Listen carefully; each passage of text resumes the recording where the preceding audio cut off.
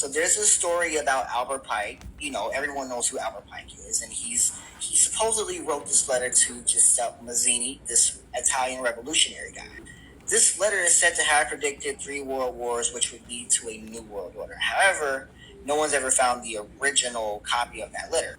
In fact, the letter that you're talking about was found in a book that was written many years after Albert Pike's death, which brings into question the authenticity of that letter. The letter mentions things like Nazism and Zionism, okay? And these are terms and concepts that didn't exist during Albert Pike's lifetime because he died in 1891. This suggests that that letter, again, might be fabricated.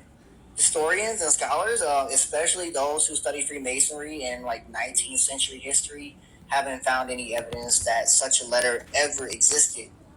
All right, so me personally, I believe this letter did exist, and I'm going to show the evidence on why I believe it existed, rather than just saying this is misinformation, fabricated, nonsense and all that other stuff. I'm going to show evidence. Now it says this, people.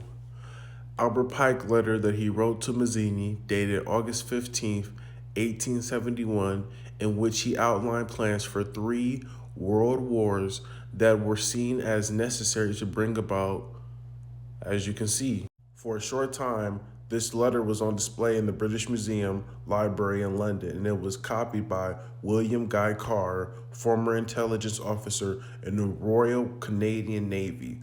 Others claim that the information reached Carr via another route. Now, look here. My thing is, did Brother G do his information, his research to find out that this was on display in the British Museum? Did he know that? Now let's see what he wrote to Mazzini. Now it says this, people. The first war was to overthrow the power of the Tsars in Russia, protector of orthodoxy, and bring about an atheistic communist state. Let's see if that happened. By the way, this is all for entertainment purposes, educational purposes only. You don't have to take anything that I'm saying truth or to heart, by the way. Now it says this, people. Yes, the Tsars, specifically Tsar Nicholas II, were overthrown during World War One as the Russian Revolution, fueled by the war's hardship and widespread discontent, led to his abdication, in March 1917, effectively ending the Romanov dynasty. Now that we saw that the Tsars were overthrown in World War One, let's see if an atheist communist state was implemented in Russia. Well, looky here. Yes, following World War One, communism and atheism significantly rose in Russia due to the Russian Revolution. All right, people. All right, so that's one down, 2 more to go, people. It says the Second World War was to originate between Great Britain and Germany to strengthen communism as antithesis to Judeo-Christian culture and bring about a Zionist state in Israel. Let's see if that happened. As we can see, people, according to historical consensus, World War II began when Germany invaded Poland on September 1st, 1939, which prompted France and Great Britain to declare war on Germany. That is just the facts. Was Israel established after World War II?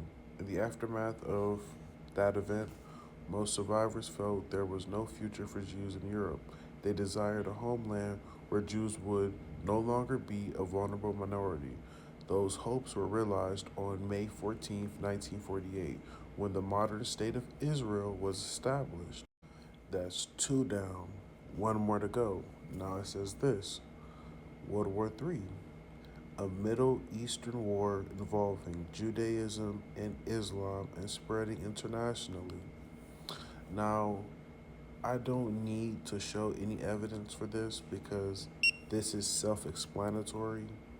If you haven't been living under a rock, you clearly have been seeing the war that has been going on between these two individual groups the last, year, two. Now is the dawning of the new age, new world. And this is on page 42, people, and it says this. Mazzini with Pike developed a plan for 3 world wars so that eventually Mazzini with Pike developed a plan for 3 world wars so that eventually every nation would be willing to surrender its national sovereignty to a world. The first war was to end the Tsarist regime in Russia. That happened, people. We already went over that. The second war was to allow the Soviet Union to control Europe. Now, this is what it says, people. No, the Soviet Union did not control all of Europe after World War II, but they did exert significant control over Eastern Europe, establishing communist regimes in countries like Poland, Hungary, Romania, Bulgaria, and East Germany, effectively creating a Soviet bloc in that region. Western Europe remained under the influence of the Western Allies, including the United States and Great Britain. Now, as you guys can see, Soviet Union did not control all of Europe, but they definitely had their hand in it.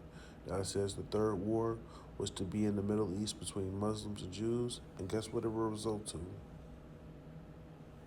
Now I'm not saying that's exactly what's gonna happen because these people, including the demons, the devil, have to go off of God's time, and whenever God says this is gonna wrap up and happen, that's when it's gonna happen. But until then, they're going to have many different plans or many different ways that they can have this thing come about. But, we don't know how it's going to happen. But this right here is a way that it can happen. Last one, people.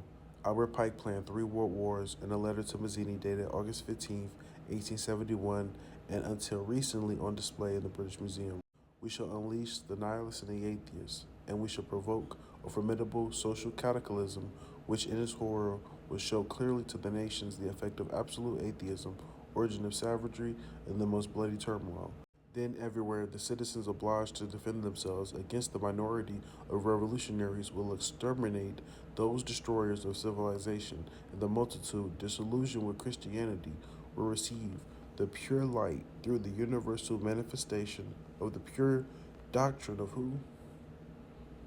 The destruction of Christianity and atheism, both conquered and exterminated at the same time.